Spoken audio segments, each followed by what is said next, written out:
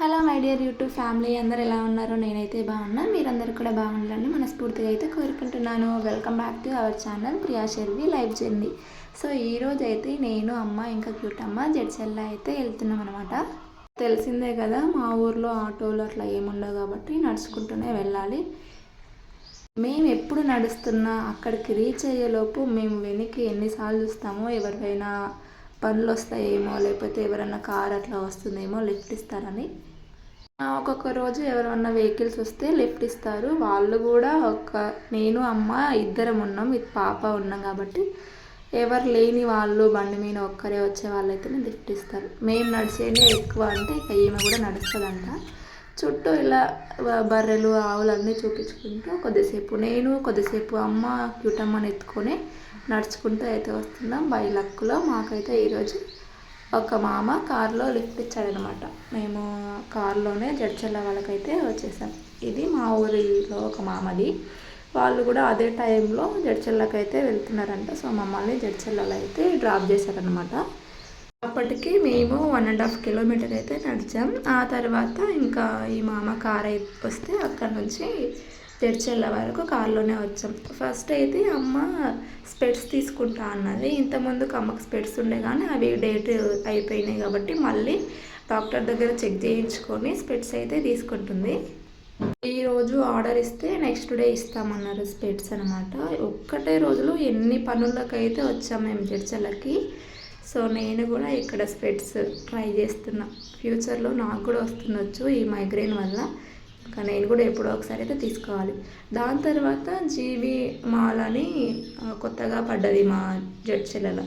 So అందులో offers నడుస్తున్నాయంటే చూడ్డానికని వెళ్ళాం. మేము ఇంటి దగ్గర ఇట్లా ఆఫర్ ఉంది, మాల్ పడిందని మాకు తెలియదు కాబట్టి మేము ఎక్కువ డబ్బులు అయితే తీసుకురాలేదు. ఇక వచ్చిన వరకు ఏదో ఒక స్కార్ఫ్, ఒక డ్రెస్, అమ్మ ఒక బ్లౌజ్ పీస్ అట్లా తీసుకున్నది. మళ్ళీ నెక్స్ట్ టైం వద్దాంలే అని అనుకున్నాం. కలెక్షన్ బాగానే ఉంది కానీ మన సైజు లేదు. మీడియం నుంచి ఉన్నాయంటే మీడియంగానే వస్తాయి కానీ టైం లేదు. తర్వాత షాపింగ్ మాల్ నుంచి మళ్ళీ మీ సేవకు అయితే వచ్చాం. నేను మెయిన్ థింగ్ జడ్చెల్లకు రావడానికి రీజన్ ఇది, పాప ఆధార్ కార్డు కోసం అయితే వచ్చిన. ఇంతకు ముందుకే 2 టైమ్స్ వచ్చాను నేను. ఫస్ట్ టైం రిజెక్ట్ అయింది నాది, ఆధార్ కార్డు అప్డేట్ లేకపోవడం వల్ల. మళ్ళీ నేను వచ్చి ఆధార్ కార్డు అప్డేట్ చేయించుకొని మళ్ళీ ఈరోజు అయితే పాపది అప్లై చేయడానికని వచ్చిన. ఈ మీ సేవకి ఎప్పుడు వచ్చినా కుప్పలు జనాలు ఉంటారు. అందుకోసమని అమ్మ బయట కూర్చొని పాపను ఆడిపిస్తూ ఉంది. నేను ఫామ్ ఫిల్అప్ చేసి అవన్నీ డీటెయిల్స్ ఇచ్చే వరకు. తర్వాత పాపను తీసుకెళ్ళి ఫోటో దింపేసి ఆధార్ కార్డు కోసం మళ్ళీ అక్కడి నుంచి అయితే బయలుదేరిపోయినాం. మరి ఈసారి అయినా రిజెక్ట్ అవుతుందో సక్సెస్ అవుతుందో లేదు, మెసేజ్ అయితే వస్తుంది మన ఫోన్కి. దాని తర్వాత మనం ప్రాసెస్ ఉంటుంది. మళ్ళీ అక్కడి నుంచి ఆటోలో స్టార్ట్ అయ్యి బ్యాంక్ దగ్గరికి అయితే వచ్చాము. అమ్మ ఎస్బీఐ బ్యాంక్లో మనీ విత్డ్రా చేసుకుంటా అన్నది. ఆ ఎస్బీఐ బ్యాంక్ నుంచి మళ్ళీ యూనియన్ బ్యాంక్ వెళ్ళి యూనియన్ బ్యాంక్లో వర్క్ చూసుకొని అయితే మళ్ళీ చౌరస్తాకి స్టార్ట్ అవుతున్నాం. ఇది నేను ఇప్పుడు చూపించేది మార్కెట్ అనమాట. ఏమైనా పంటలు పడినప్పుడు ఇక్కడే అమ్ముతారు వ్యవసాయం చేసేవాళ్ళు. తర్వాత ఇక్కడ కూరగాయలు అయితే తీసుకొని చౌరస్తాకు స్టార్ట్ అవుతున్నాం. అప్పటికే వర్షం చాలా స్టార్ట్ అయిందనమాట. నేను ఇంకా ఇక్కడ ఈ మెడికల్ షాపు జడ్చెల్లో చౌరస్తాలో మధ్యలో ఉంటుంది.